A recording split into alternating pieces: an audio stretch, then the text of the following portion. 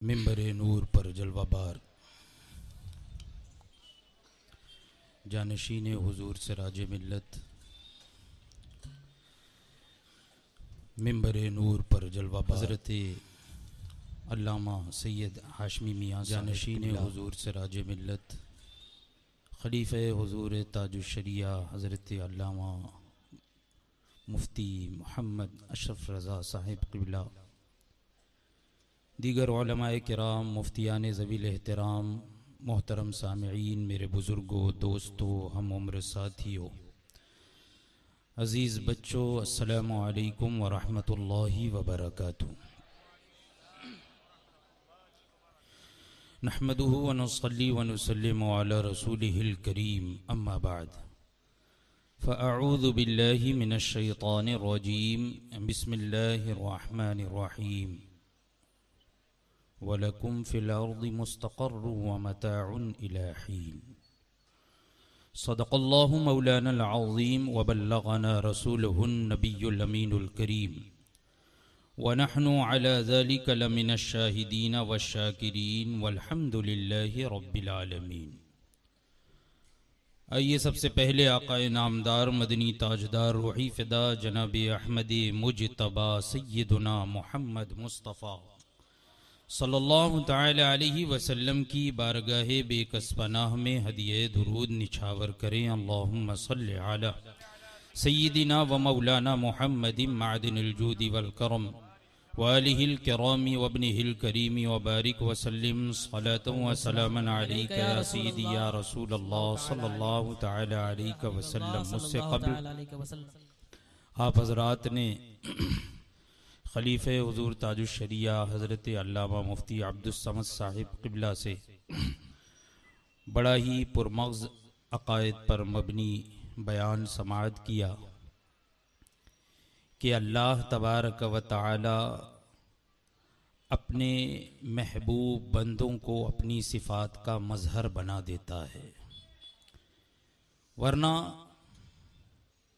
कुरान पाक जैसा कि आजकल ये गली गली फिरने वाले लोगों से कहते हैं कि कुरान अपने आप पढ़ो, अपने से पढ़ो, तर्जमे के साथ पढ़ो, किसी से सीखने की ज़रूरत नहीं, किसी से समझने की ज़रूरत नहीं, किसी के पीछे चलने की ज़रूरत नहीं है, खुद से तर्जमे के साथ पढ़ो। तो यही हाल होता है जैसा कि हजरत ने बताया। कुरान पाक खुद से कैसे पढ़ा जा सकता है? हुजूर अक़दस सरकार दो आलम सल्लल्लाहु तआला अलैहि वसल्लम अरब की सरजमीन पर तशरीफ लाए। वहां के लोग अरबी जबान जानने वाले, अरबी बोलने वाले, लेकिन जब सरकार दो आलम सल्लल्लाहु तआला अलैहि वसल्लम पर आयात करीमा का नुज़ूल होता तो हुजूर अक़दस सल्लल्लाहु तआला अलैहि वसल्लम की खिदमत में उन आयात का मफ़हूम और तफासीर समझने के लिए सहाबे किराम हाजिर हो जाया करते थे।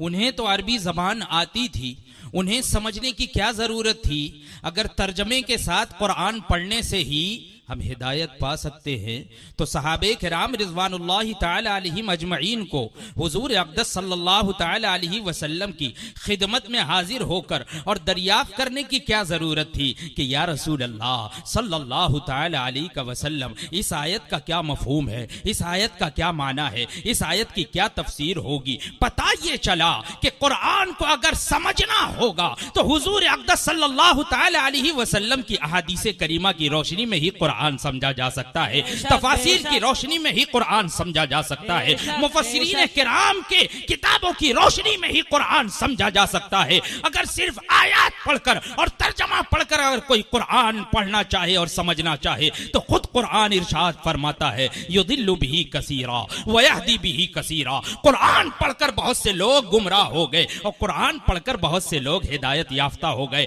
कुरान हर एक के लिए हिदायत और रहनुमाई का सबब नहीं नहीं हो सकता है। जब आप कुरान पढ़ना शुरू करते हैं, सूरह बकरा के शुरू में ही ज़ालिकल किताबु ला रैब फीह हुदल लिल मुत्तकीन, ये किताब अल्लाह की किताब है, इसमें कोई शक नहीं है, लेकिन ये हिदायत की किताब मुत्तकी और परहेजगारों के लिए है, हर एक के लिए नहीं है, मुत्तकी और परहेजगारों के लिए है। और मुत्तकी और परहेजगार वही कहलाएंगे जो अल्लाह वाले हैं, अल्लाह के महबूब बंदे हैं, हुजूर अक़दस सल्लल्लाहु तआला अलैहि वसल्लम से मोहब्बत करने वाले हैं। अल्हम्दुलिल्लाह हम हुजूर की सुन्नतों पर भी अमल करने वाले हैं और सहाबे किराम के नक्शे कदम पर चलने वाले हैं। जैसा कि हुजूर ने इरशाद फरमा दिया कि नाजी फिरका एक जमाना आएगा, सतफ्तरिकु उम्मती सलासतु व सबईना सबऊना मिल्ला, के अनकरीब एक जमाना आएगा कि 73 फिरके हो जाएंगे, उसमें सब के सब जहन्नमी होंगे, एक ही नाजी फिरका होगा। सहाबे किराम ने अर्ज की वो निजात याफ्ता फिरका, वो निजात याफ्ता जमात कौन सी होगी? तो हुजूर अक़दस सल्लल्लाहु तआला अलैहि वसल्लम ने इरशाद फरमाया मा अना अलैहि व अस्हाबी, वो निजात याफ्ता फिरका, वो निजात याफ्ता जमात और कोई नहीं होगी, बल्कि मेरी सुन्नतों पर अमल करने वाली होगी और मेरे सहाबे किराम के नक्शे कदम पर चलने वाली होगी। अल्हम्दुलिल्लाह हम अपने आप को इसीलिए तो अहले सुन्नतो जमात कहते हैं, यानी हुजूर की सुन्नतों के भी आमिल और सहाबे किराम के नक्शे कदम पर चलने वाले। हुजूर अक़दस सल्लल्लाहु तआला अलैहि वसल्लम ने हमें सिखा दिया है कि अगर तुम्हें इस दुनिया में रहना है, सही तौर पर मुसलमान बनकर रहना है, ईमान वाले बनकर रहना है, तो सहाबे किराम के नक्शे कदम पर चलो। और सहाबे किराम का क्या अकीदा था? सहाबे किराम का अकीदा वह सहाबियों का अकीदा वहाबियों के अकीदों की तरह नहीं था, बल्कि सहाबे किराम का अकीदा ये था कि अल्हम्दुलिल्लाह अल्लाह तबारक व तआला की अता से हुजूर अक़दस सल्लल्लाहु तआला अलैहि वसल्लम इल्मे गैब जानते हैं, इसलिए कि कुरान पाक खुद इरशाद फरमाता है तिनका मिन अंबाइल गैब नूहीहा इलैक, ये तो गैब की ही खबरें हैं ए महबूब जो हम तुमको वही करते हैं। यानी पता ये चला जो वही इलाही है, कुदरत तबारक व तआला ने इरशाद फरमा दिया कि यही तो गैब है और यही तो हम अकीदा अहले सुन्नत व जमात का यही तो अकीदा है कि हुजूर अक़दस सल्लल्लाहु तआला अलैहि वसल्लम अपने आप बजाते खुद इल्मे गैब नहीं जानते, बल्कि अल्लाह की अता से इल्मे गैब। बेशक सुभान अल्लाह सुभान अल्लाह। तो हुजूर नारे तकबीर, नारे रिसालत, नारे रिसालत, मसलके आला हजरत, सुभान अल्लाह सुभान अल्लाह। तो हुजूर अक़दस सल्लल्लाहु तआला अलैहि वसल्लम आप तो कायनात की जान है, जब तक के इश्क रसूल दिल में होगा तभी इंसान उस वक्त तक मुसलमान है, ईमान वाला है। इश्क रसूल दिल से निकल गया तो फिर गुमराही के गड्ढे में जाएगा, फिर कुफ्र और शिर्क की तरफ जाएगा, बिदअतों की तरफ जाएगा, जब तक कि इश्क रसूल दिल में है। तो इसलिए मुसलमानों सहाबे किराम ने हमें ये सबक दिया है, सहाबे किराम ने हमें ये तालीम दी है, सहाबे किराम ने हमें ये दर्स दिया है कि जब तक इस दुनिया में रहना है तो यही अकीदा रखना है जो बरेली के ताजदार ने हमें बताया है कि बखुदा खुदा का यही है दर, नहीं और कोई मफर मकर, जो वहां से हो यहीं आके हो, जो यहाँ नहीं तो वहां नहीं। हुजूर अक़दस सल्लल्लाहु तआला अलैहि वसल्लम के बारे में ऐसा ही अकीदा रखना है, इसलिए कि सारी कायनात आप ही की खातिर तो बनाई गई, आपकी खातिर बनाए दो जहां, अपनी खातिर जो बनाया आप है। हुजूर अक़दस सल्लल्लाहु तआला अलैहि वसल्लम के नूर को अल्लाह तबारक व तआला ने पैदा फरमाया और आप ही के नूर के अज्जा से सारी कायनात बनाई, यहां तक कि हजरत आदम अला नबीना वालैहि सलातो व सलाम का मुजस्समा भी तैयार किया। इसीलिए तो बाद मुफस्सिरीन किराम ये इरशाद फरमाते हैं कि जब आदम को सजदा करने का हुक्म हुआ तो वो हकीकत में मुजस्समे आदम को सजदे का हुक्म नहीं था, बल्कि आपकी पेशानी में नूर मोहम्मदी जगमगा रहा था। तो वो नूर वाले थे फरिश्ते, तो उन्हें नूर नजर आ गया तो फौरन वो सजदे में गिर गए, और जब हुक्म हुआ कि आदम को सजदा करो तो उन फरिश्तों को वो नूर मोहम्मदी नजर आ गया, फौरन सजदे में गिर गए। लेकिन शैतान अकड़ा खड़ा रहा, इसलिए कि उसे सिर्फ मिट्टी नजर आ रही है, मिट्टी का एक मुजस्समा जो है नजर आ रहा है। तो उसने कहना शुरू कर दिया, खलक़तनी मिन नारि व खलक़तहु मिन तीन, ऐ अल्लाह तूने मुझे आग से पैदा किया है, आदम को मिट्टी से पैदा किया है, इसलिए मैं झुकूंगा नहीं, मैं फजीलत वाला हूं। लेकिन वो जो नूर वाले थे वो फौरन झुक गए, और इसलिए झुक गए कि आला हजरत फरमाते हैं कि तेरे आगे खाक पर झुकता है माथा नूर का, नूर ने पाया तेरे माथे, तेरे सजदे से माथे, सजदे में। बेशक, सुभान अल्लाह, सुभान अल्लाह। हिंदुस्तान एक ऐसा मुल्क है जो अपनी अलग अलग खूबियों से हमेशा से सुर्खियों में रहा है। हिंदुस्तान हमेशा से सुर्खियों में रहा है।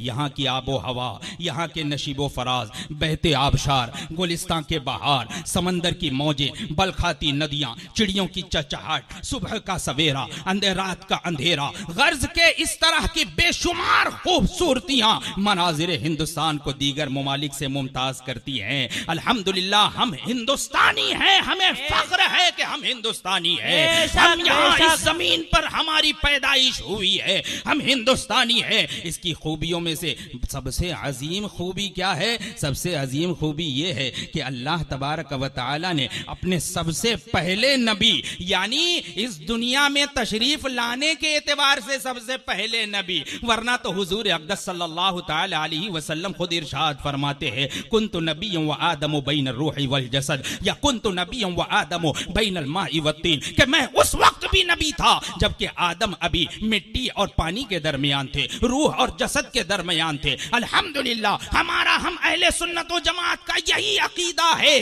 कि हर नबी सिफते नबूवत से मुत्तसिफ इस दुनिया में तशरीफ लाने से पहले ही हो चुका था। इस दुनिया में आने के बाद उन्हें नबूवत नहीं मिली, बल्कि दुनिया में तशरीफ लाने से पहले ही सिफते नबूवत से मुत्तसिफ हर नबी हो चुका था। तो तशरीफ लाने के एतबार से सबसे पहले नबी कौन है इस दुनिया में जो तशरीफ लाए, जिनसे नस्ल इंसानी फैली, वो कौन है? सबसे पहले तशरीफ वाले लाने वाली जात हजरत सैयदना आदम अला नबीना व अलैहि सलातो व सलाम की है। हजरत सैयदना आदम अलैहि सलातो व सलाम को अल्लाह तबारक व तआला ने कहां भेजा? हिंदुस्तान की सरजमीन पर ही तो भेजा। बेशक, बेशक। हिंदुस्तान की सरजमीन पर भेजा। यूं कहिए कि सबसे पहले दीन इस्लाम इसी सरजमीन पर आया। बेशक, सुभान अल्लाह। हजरत आदम हिंदुस्तान में तशरीफ लाए तो सबसे पहले समझ लीजिए कि दीन इस्लाम इस दुनिया में अगर आया है तो इसी सरजमीन पर। लोग ये कहते हैं ना कि अभी आया है, अरे सबसे पहले दीन इस्लाम इसी सरजमीन पर आया है। हजरत आदम अला नबीना व अलैहि सलातो व सलाम इस खाकदाने गीती पर तशरीफ लाते हैं। सबसे पहले अजान, सबसे पहली नमाज, सबसे पहले तस्बीह व तहलील, सबसे पहले तौबा व इस्तिग़फ़ार, सबसे पहले दुआ व मुनाजात, सबसे पहले निदा, सबसे पहले सदा अगर हुई है तो वो इसी जमीन का मुकद्दर है। इसीलिए तो किताब शमामतुल अंबर में तहरीर फरमाते हैं कि हजरत आदम अला नबीना व अलैहि सलातो व सलाम की बरकत से हिंदुस्तान में जवाहरात और कानों का वजूद है। यानी अगर हिंदुस्तान में ये हीरे जवाहरात पाए जाते हैं जो अंग्रेज लूट कर लेकर चले गए, वरना ये हिंदुस्तान जवाहरात की कान थी, कानों का वजूद था। ये किसकी बरकत है? हजरत आदम अला नबीना व अलैहि सलातो व सलाम की बरकत है। किसी ने हिंदुस्तान का वस्फ बयान करते हुए कहा कि इसके समंदर मोती हैं, इसके पहाड़ याकूत हैं, इसके दरख्त ऊद और पत्ते इत्र हैं। यही नहीं, हजरत मौला कायनात मौला अली करमल्लाहु तआला वजहुल करीम ने इरशाद फरमाया कि हिंदुस्तान की जमीन इसलिए उम्दा और हरी भरी है और ऊद और करनफल वगैरह खुशबुएं इसलिए वहां पैदा होती हैं कि हजरत आदम अलैहिस्सलाम जब इस जमीन पर आए तो उनके जिस्म पर जन्नती दरख्त के पत्ते थे। वो पत्ते हवा से उड़कर जिस दरख्त पर पहुंचे वो दरख्त हमेशा के लिए खुशबूदार हो गया। सुभान अल्लाह, सुभान अल्लाह। ये मैं अपनी तरफ से नहीं कह रहा हूं, तफसीर नईमी हवाला है, मैं इबारत पढ़ रहा हूं देखकर। तफसीर नईमी में इरशाद फरमा रहे हैं कि हिंदुस्तान में हजरत आदम अलैहिस्सलातु वस्सलाम तशरीफ लाए तो उनके जिस्म पर जन्नती दरख्त के पत्ते थे। वो पत्ते हवा से उड़कर जिस दरख्त पर पहुंचे वो दरख्त हमेशा के लिए खुशबूदार हो। सुभान अल्लाह, सुभान अल्लाह। तो अलगर्ज मैं मुख्तसर से वक्त के लिए आया हूं, अपनी बात को समेटते हुए मैं अर्ज करना चाहता हूं कि हिंदुस्तान अपनी बेशुमार खूबियों की वजह से बहुत मशहूर है। एक वक्त में हिंदुस्तान की मालियत का ये आलम था कि इसको सोने की चिड़िया कहा जाता है। मालियत का यह आलम था कि इसको सोने की चिड़िया कहा जाता था, लेकिन फिर अचानक इस खूबसूरत बाग को किसी की बुरी नजर लग गई। इस हिंदुस्तान पर अंग्रेजों का कब्जा हो गया। जब अंग्रेज पूरी तरह से हिंदुस्तान पर काबिज हो गए तो उन्होंने यहाँ कत्लो गारत, लूट मार शुरू कर दी और यहाँ के बाशिंदों को अपना गुलाम बना लिया और कुछ ऐसे अहकाम जारी किए उन लोगों ने जो शरीयत के मुखालिफ थे। उनमें से बहुत से अहकाम हैं कि हिंदुस्तान में, उनमें से एक हुक्म ये था कि हिंदुस्तान में अब तक जितने मदारिस इस्लामिया है, इस्लामी तालीमात की नशर व इशाअत कर रहे हैं, जहां अहले सुन्नत व जमात के उलमा दरस व तदरीस के फराइज अंजाम दे रहे हैं, उन तमाम मदरसों को, दरसगाहों को बंद कर दिया जाए, उनकी जगह सेकुलरिज्म कायम कर दिए जाए। ये अंग्रेजी हुकूमत के मातहत होंगे। इसी तरीके से बहुत सारे अहकाम खिलाफ शरीयत इन लोगों ने नाफिज करना शुरू कर दिया कि एक हुक्म ये भी था कि कोई भी इंसान, चाहे मुसलमान हो, हिंदू हो, किसी भी मजहब का हो, कोई भी इंसान अपना अनाज डायरेक्ट बराहे रास्त बेच नहीं सकता है, बल्कि वो हमारे साथ खरीदो फरोख्त करेगा, यानी हमें बेचेगा, फिर हम उसको जिस तरह चाहेंगे मार्केट में बेचेंगे। इससे उनका ये फायदा होगा कि लोग भूखमरी का शिकार हो जाएंगे और उनके दरवाजे पर जाएंगे, गुर्बत का शिकार हो जाएंगे, उनके मोहताज हो जाएंगे। अब यहाँ गाड़ने के लिए भी लगी हुई थी, जिसे बंदूक चलाने वाला चलाते वक्त दांतों से उसे तोड़ता था, उसे दांत से तोड़ना पड़ता था। मुसलमानों को खिंजीर की चर्बी वाली गोली दी जाती थी और गैर मुस्लिमों को गाय की चर्बी वाली जो है वो गोली दी जाती थी। इस तरह के बेशुमार अहकाम जारी किए जिसमें इस्लामी कवानीन की धज्जियां उड़ाई जा रही थी। जब पानी सर से ऊपर हो गया तो शरीयत की रूह से जिहाद करना फर्ज हुआ तो उलमाए किराम की एक बड़ी जमात आगे आई। ये बात मुसल्लम सुबूत और नाकाबिले तरदीद है कि हिंदुस्तान की आजादी उलमाए किराम ही के दम कदम से है। आज हम आजादी की जिस फिजा में खुशगवार जिंदगी गुजार रहे हैं, ये उलमाए किराम की कुर्बानियों का बेशक ये उलमाए किराम की ही कुर्बानियों का नतीजा है और कोई आगे नहीं आया था। फतवा सादिर करने वाले उलमाए किराम, आगे बढ़ने वाले उलमाए किराम, नारा देने वाले उलमाए किराम। इनकलाब जिंदाबाद का नारा किसने दिया? मुसलमानों ने ही तो दिया। और अंग्रेजों को भगाओ, देश को खाली करो, ये नारा किसने दिया? अंग्रेजों ने ही तो दिया। ये तराना कि सारे जहां से अच्छा हिंदुस्तान हमारा, ये किसने दिया? मुसलमानों ने ही तो दिया। ये मुसलमानों की ही देन है। ये नारे, ये तराने, ये तमाम मोहब्बत जो मुल्क और वतन हिंदुस्तान से जो जागी है और लोगों पर जाहिर किया गया है, ऐलान किया गया है, ये उलमाए किराम की ही मरहून मिन्नत है। 1857 से ये शुरुआत हो रही है। 1857 में उलमाए किराम ने अपनी जानो माल और औलाद की परवाह किए बगैर जिहाद के फर्ज होने का फतवा सादिर फरमा दिया था। जिहाद की फर्जियत का जो है वो फतवा सादिर फरमा दिया था। और ये फतवा खास तौर पर मुजाहिदे जंगे आजादी हजरत अल्लामा फजले हक खैराबादी अलैहि रहमत व रिजवान ने सादिर फरमाया। और इस फतवे के जारी होने के बाद हिंदुस्तान में मौजूद हर फर्द, चाहे वो हिंदू हो या मुसलमान हो, सबके सीनों में आजादी की आग अगर भड़क उठती है तो उलमाए किराम के ही मरहून मिन्नत है, वरना किसी के दिल में ये चीज उभर नहीं रही थी। सब दुबके हुए थे, सब भीगी बिल्ली बने हुए थे। अगर तहरीक आजादी में सबसे आगे बढ़कर कोई आगे बढ़ा है तो वो उलमाए किराम की जाते उलमाए किराम की जाते गिरामी है। अल्लामा फजले हक खैराबादी अलैहि रहमत व रिजवान, इस बगावत को कुचलने में अंग्रेजों ने कोई कसर नहीं छोड़ी थी। ये जब बगावत हुई अंग्रेजों के खिलाफ तो इसको कुचलने में अंग्रेजों ने कोई कसर नहीं छोड़ी। लेकिन हजरत अल्लामा फजले हक खैराबादी अलैहि रहमत व रिजवान अस्सौरतुल हिंदिया में खुद तहरीर फरमाते हैं कि इस इब्तिलाए अजीम में, अल्लाह अकबर, उस जमाने का हाल तरतीब तहरीर फरमा रहे हैं खुद अल्लामा फजले हक खैराबादी अलैहि रहमत व रिजवान। और ये काला पानी कि आपको सजा दे दी गई थी, वहां पर आपने ये रूदात तहरीर फरमाई है। आप तहरीर फरमाते हैं कि इस इब्तिलाए अजीम में पर्दा नशीन खवातीन पैदल निकल खड़ी हुई, उनमें बूढ़ी और उम्र रसीदा भी थी जो थक कर आजिज हो गई, बहुत सी खौफ से जान दे बैठी, तरह तरह की मुसीबतों में गिरफ्तार हो गई। कुछ को बाज रजीलों ने लौंडियां बना लिया, बाज चंद टकों के एवज बेच दी गई, बहुत सी भूख और प्यास की ताब ना लाकर मर गई और बहुत सी ऐसी गायब हुई कि ना तो लौट कर आई ना उनका कोई पता चला। इसके बाद अंग्रेज ने उलमाए किराम पर जुल्म सितम करना शुरू कर दिया।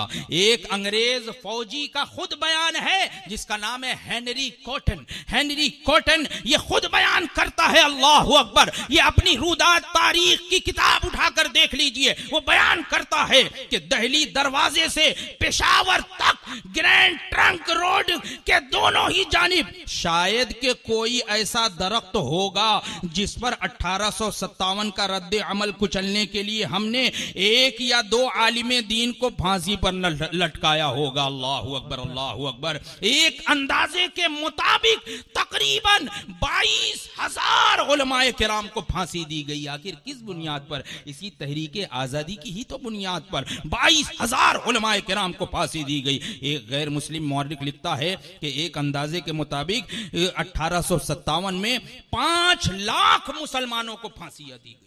5 लाख मुसलमानों को फांसियां दी गई। जो भी मुअज्जज मुसलमान अंग्रेजों के हाथ लग गया तो किस तरह से फांसी दी जाती थी? उसको हाथी पर बिठाया जाता, हाथी पर बिठाया जाता था और दरख्त के नीचे ले जाया जाता था और फंदा उसके गर्दन में डालकर और हाथी को आगे बढ़ा दिया जाता था। लाश पंधे में झूल जाती थी, आगे आंखें उबल पड़ती थी, जबानें मुंह से बाहर आ जाया करती थी। अल्लाह अकबर। इस सिर्फ 3 साल की कलील मुद्दत में यानी 1864 से लेकर और 1867 तक 14,000 उलमाए किराम को फांसी दी गई। यानी वो तो 22,000 तो अलग है ही है, ये 14,000 उलमाए किराम को बाद में फांसियां दी गई। दिल्ली में चांदनी चौक के इर्द गिर्द दूर दूर तक कोई ऐसा दरख्त नहीं था जिस पर उलमाए किराम की गर्दन न लटकी हुई हो। उलमा के जिस्मों को तांबों से दागा गया, उनको सुअरों की खाल में बंद करके और दहकते हुए अंगारों में डाल दिया गया। लाहौर की जामा मस्जिद में एक दिन में 80 उलमाए किराम को फांसियां दी जाने लगी और दरियाए रावी में उलमाए किराम को बोरियों में बंद करके दरिया में बहा दिया जाने लगा। ऊपर से गोलियां जलाई जाती थी। ऐसे ऐसे जुल्म सितम के पहाड़ तोड़े गए और इसे बर्दाश्त करने वाली जात अगर थी तो मुसलमानों की थी, मुसलमानों की थी। आज हमें बुलाया जाता है, आज हमें देशद्रोही कहा जाता है, आज हमें दहशतगर्द कहा जाता है। अरे सुन लो, हकीकत में मुसलमान हिंदुस्तान से हकीकी मोहब्बत करने वाला अगर है तो मुसलमान, बेशक। इसलिए कि इस्लाम ने हमें सिखाया है, दीन इस्लाम ने हमें सिखाया है। अल्लामा फजल हक खैराबादी अलैहि रहमत व रिजवान, आपने जब अंग्रेजों के खिलाफ जिहाद का फतवा दिया तो आप पर मुकदमा दायर कर दिया गया, मुकदमा दायर किया और आपके किसी करीबी ने ही आपकी मुखबिरी कर दी। किसी करीबी ने, ये समझ लीजिए, गद्दार जो है ना वो अपने में ही होते हैं, याद रखिएगा। किसी करीबी ने ही मुखबिरी कर दी और जब आपको मुकदमे के लिए कोर्ट में अदालत में पेश किया गया और गवाह के तौर पर उसको लाया गया तो वो कहने लगा कि नहीं, इस नाम का कोई और होगा, ये नहीं है। अल्लाह अकबर। देखिए उलमाए किराम की हक बयानी उस भरी अदालत में हजरत अल्लामा फजल हक खैराबादी इरशाद फरमाते हैं कि अल्हम्दुलिल्लाह, अगर जिहाद का फतवा दिया है तो किसी और फजल हक ने नहीं दिया है बल्कि इसी फजल हक ने। सुभान अल्लाह, सुभान अल्लाह, सुभान अल्लाह, सुभान अल्लाह।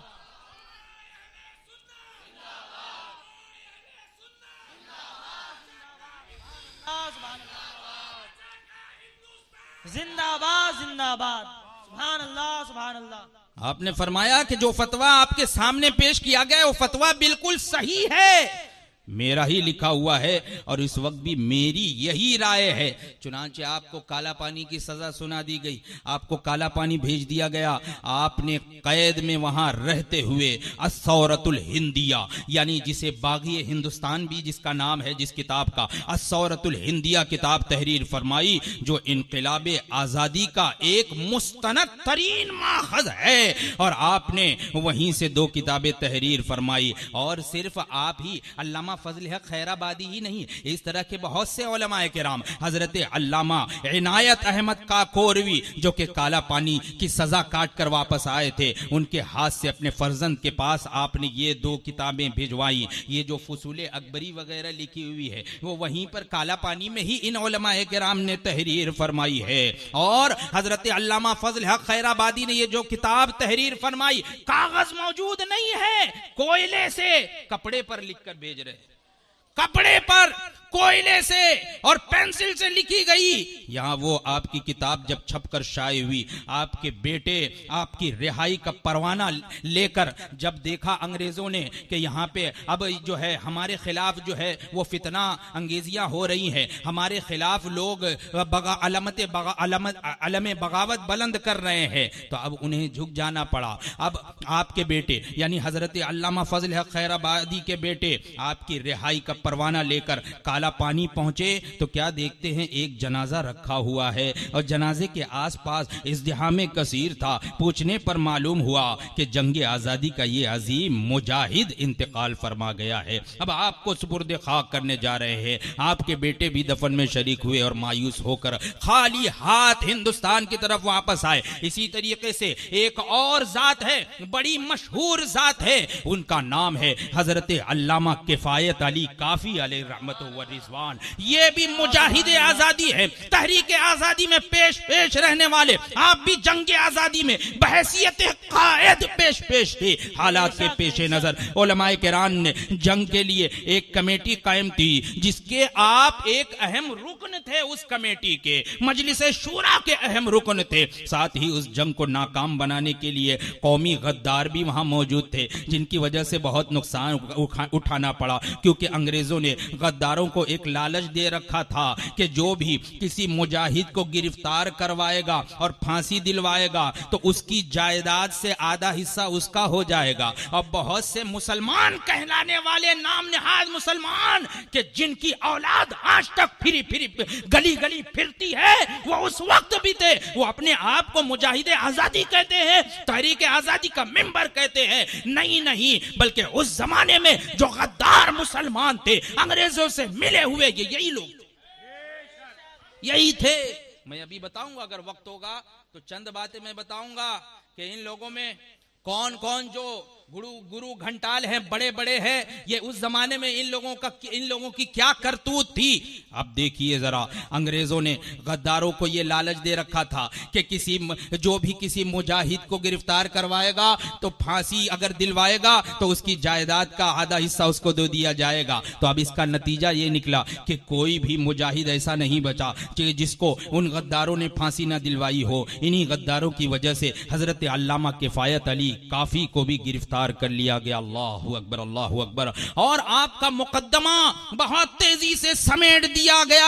आपका मुकद्दमा बहुत जल्दी से, बहुत जल्द, फकत 2 दिन में इसका फैसला सुना दिया गया। मुअर्रिखीन लिखते हैं कि आपके जिस्मे नाज़नी पर गरम गरम इस्त्री फेरी गई। अल्लाहु अकबर। जख्मों पर नमक छिड़का गया। इस्लाम से बरगश्ता करने का दुश्मनों ने हर हरबा इस्तेमाल किया, लेकिन नाकाम रहे। यहां तक कि मुरादाबाद के एक चौक पर आपको बरसरे आम फांसी दे दी गई। इन्ना लिल्लाहि व इन्ना इलैहि राजिऊन। जिस वक्त मौलाना काफी अली रहमत व रिजवान को फांसी के लिए ले जाया जा रहा था, उस वक्त और कुछ आप नहीं कह रहे थे, किसी को वसीयत अपने घर वालों को नहीं दे रहे थे, बल्कि आपके जबान पर ये अशार थे कि कोई गुल बाकी रहेगा ना चमन रह जाएगा, बस रसूलुल्लाह का दीने हसन रह जाएगा। हम सफीरों बाग में है कोई दम का चहचहा, बुलबुलें उड़ जाएंगी, सूना चमन रह जाएगा, सब फना हो जाएंगे काफी व लेकिन हश्र तक नाते हजरत का जबानों पर सुखन रह जाएगा। नारे रिसालत या रसूल अल्लाह, नारे रिसालत या रसूल अल्लाह, उलमाए अहले सुन्नत जिंदाबाद। सुभान अल्लाह सुभान अल्लाह। अब चलिए बड़ी तेजी के साथ मैं मुख्तसरन अब जिक्र कर देता हूं। मैंने बताया था कि इनके गुरु घंटालों का क्या हाल था। अब आइए लाइन से, मैं तक ज्यादा देर नहीं लूंगा, बड़ी तेजी के साथ इन लोगों का एक गुरु घंटाल जिसका नाम है रशीद अहमद गंगोही। अब रशीद अहमद गंगोही का क्या हाल था देखिए, इन्हीं की किताब में है। मैं पढ़कर इबारत सुना रहा हूं और हवाला अभी मैं नहीं बताऊंगा, इसलिए कि हो सकता है कोई यहां पर उठकर और ये ऐलान करने लगे कि ये गलत है। जो कहे कि गलत है तब मैं उसको हवाला बताऊंगा। अभी आपको इबारत पढ़कर सुना रहा हूं। क्या लिखता है देखिए, लिखते हैं ये कि आला हजरत से रुखसत होकर, आला हजरत से रुखसत होकर इमाम रब्बानी गंगोह वापस हुए। यानी आला हजरत किसको कह रहे हैं? ये आला हजरत कह रहे हैं ये हजरत शाह वलीउल्लाह मुहद्दिस देलवी, शाह वलीउल्लाह के बारे में उनको आला हजरत कह रहा है कि आला हजरत से रुखसत होकर इमाम रब्बानी यानी कौन? रशीद अहमद गंगोही गंगोह वापस हुए तो निहायत दर्जा महजून मगमूम। उस वक्त सैकड़ों अफवाहें रात दिन मशहूर होती। देखिए अफवाहें मशहूर हो रही थी, हकीकत से उनका कुछ लेना देना नहीं था। अफवाहें इनकी तरफ आ रही थी कि ये भी जो है वो आलम बगावत बुलंद करने वाले हैं, ये भी बागी हिंदुस्तान में से हैं। सैकड़ों अफवाहें रात दिन मशहूर होती, हजारों झूठी सच्ची गपशप उड़ा करती थी। जिधर जाइए यही तस्करा, आज फलां रईस फांसी दिया गया, आज फलां शख्स कत्ल किया गया। जहां देखिए यही जिक्र मज़कूर कि वो बागी समझा गया, उसको बजुर्म फसाद सूली चढ़ाया गया। तो वो रोपोश है और उसकी तलाश है। गर्ज ऐसी घबराहट का घमसान था कि हर औरत को बेवा हो जाने का हर वक्त खतरा था और हर बच्चे को कदम कदम पर यतीम बन जाने का अंदेशा व गम। हजरत मौलाना को ये बात मालूम हो चुकी थी। कौन? रशीद अहमद गंगोही। हजरत मौलाना को ये बात मालूम हो चुकी थी कि आपका नाम भी मुश्तबह और काबिले अखज़ मुजरिमों की फहरिस्त में दर्ज हो चुका है। यानी शुबहे की बुनियाद पर, हकीकत से इसका कुछ लेना देना नहीं है। खुद ये जिक्र कर रहे हैं और आपकी गिरफ्तारी और तलाश में दोष आया चाहती है, मगर आपको इस्तिकलाल बने हुए खुदा के हुक्म पर राजी थे और समझे हुए थे कि मैं जब, अब देखिए गौर कीजिएगा इस इबारत पर क्या कह रहे हैं। देखिए गंगोही साहब क्या कह रहे हैं। कह रहे हैं कि मैं जब हकीकत में इन सरकार का फरमा बरदार रहा हूं, यानी हुकूमत का फरमा बरदार रहा हूं, तो झूठे इल्जाम से मेरा बाल भी बेकार नहीं होगा। ये खुद जिक्र कर रहे हैं कि ये इल्जाम है और झूठा इल्जाम है, सच्चा इल्जाम नहीं है। इसलिए कि मैं और किसी का गुलाम नहीं हूं, अंग्रेजों का गुलाम हो। देखिए ये गंगोही साहब की बात। अब देख लीजिए, अब आइए नानोतवी साहब के बारे में भी कुछ बताता चलो। इनके बारे में भी इन्हीं के लोगों ने अपनी किताबों में लिखा है। ये बात मैं आप जहन नशीन करिएगा। कासिम नानोतवी के बारे में इतनी बात बहरहाल यकीनी है। ये देखिए मैं इबारत पढ़ रहा हूँ, इतनी बात बहरहाल यकीनी है और इन नाकाबिले इनकार चश्मदीद गवाहियों का खुला हुआ इक्तजा है कि माली खुलिया से ज्यादा इस किस्म की अफवाहों की कोई कीमत नहीं है कि गद्र के हंगामे के बर्पा कराने में दूसरों के साथ सैयदनल इमामुल कबीर, कौन? यानी कासिम नानोतवी, सैयदनल इमामुल कबीर और आपके इल्मी व दीनी रुफका के भी हाथ थे। क्या मतलब? यानी ये सिर्फ अफवाह है, बल्कि वाकया क्या है, यानी हकीकत क्या है देखिए जिक्र हो रहा है, बल्कि वाकया वही है जो मुसन्निफ इमाम ने लिखा है कि मौलाना तो फसादों से कोसों दूर थे। यानी उनको इनसे कुछ लेना देना नहीं था, इस बगावत से कुछ लेना देना नहीं था, अंग्रेजों के खिलाफ ये उठे नहीं थे, ये तो कोसों दूर थे। यही नहीं बल्कि आइए एक और जगह ये भी जिक्र है कि इसी दौरान में सन 1857 का हंगामा पेश आया। जब तक इस हंगामे की सूरत एक गद्र और बलवा की रही, इन बुजुर्गों को इससे कोई ताल्लुक नहीं रहा। देखिए क्या जिक्र हो रहा है, इन बुजुर्गों को इससे कोई ताल्लुक नहीं रहा। अल्हम्दुलिल्लाह, अगर ताल्लुक रहा है तो हमारे उलमाए अहले सुन्नत का बेशक बेशक सुभान अल्लाह उलमाए अहले सुभान सुन्नत अल्लाह। का ताल्लुक रहा है। अब आइए एक और बात, जो इनके हकीमुल उम्मत हैं उनके बारे में भी जिक्र कर देता हूँ। देखिए इनकी किताब में ये जिक्र है, ये मैं तहरीर पढ़ रहा हूँ, किताब की इबारत पढ़ रहा हूँ। मौलाना अब्दुल माजिद दरियाबादी फरमाते हैं कि हजरत हकीमुल उम्मत थानवी साहब को बाज मुआसिर उलमा की तरह जंगे आज़ादी, जंगे हुकूके आज़ादी व मिल्ली वगैरह से कोई दिलचस्पी ना थी, कोई दिलचस्पी इनको इनसे नहीं थी। क्यों रहेगी दिलचस्पी? इसलिए कि ये तो अंग्रेज के टट्टू थे, अंग्रेज के गुलाम थे, अंग्रेजों के खरीदे हुए थे और इनका यही मशगला था कि लोगों के सीनों से इश्क रसूल निकाल दिया जाए। लेकिन बरेली की सरजमीन से आला हजरत फाजिल बरेलवी खुद्दससिरुल अजीज और आपके आबाओ अजदाद ये सब के सब तहरीक आजादी में शरीक थे। आला हजरत खुद फरमाते हैं, आला हजरत खुद फरमाते हैं, मैं मफहूम जिक्र कर रहा हूं इसलिए कि उस अंग्रेज वो जनरल का नाम मुझे याद नहीं है, लेकिन आला हजरत फरमाते हैं कि जब भी मैं टिकट लगाता तो उल्टा लगाया करता था, टिकट उल्टा लगाया करता था और मैं कहता था कि देखो इस अंग्रेज का सर मैंने नीचे कर दिया। आला हजरत फाजिल बरेलवी खुद्दस सिरुल अजीज के फतावा का अगर मुताला करें तो आपको मालूम होगा कि अंग्रेजों से किस तरह की आपको दुश्मनी और अदावत आपके दिल में थी और आप किस तरीके से अंग्रेजों से नफरत किया करते थे। लेकिन इन हजरात का देखिए, एक मर्तबा बरेली की सरजमीन पे भी एक आलिम नुमा, एक नाम नेहाद मुसलमान, नाम नेहाद आलिम बरेली की सरजमीन से भी खड़ा हुआ।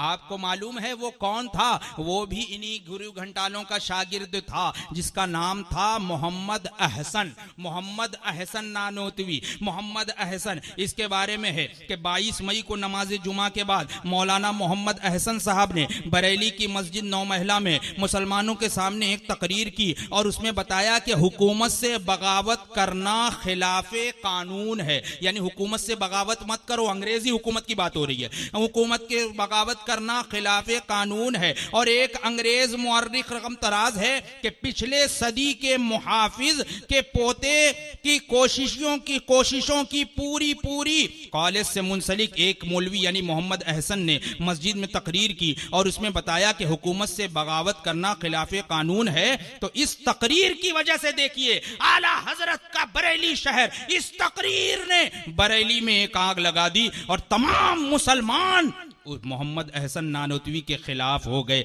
अगर कोतवाले शहर शेख बदरुद्दीन की फरमाइश पर मौलाना बरेली ना छोड़ते, अगर ये मौलाना बरेली ना छोड़ते तो इनकी जान को भी खतरा पैदा हो गया था।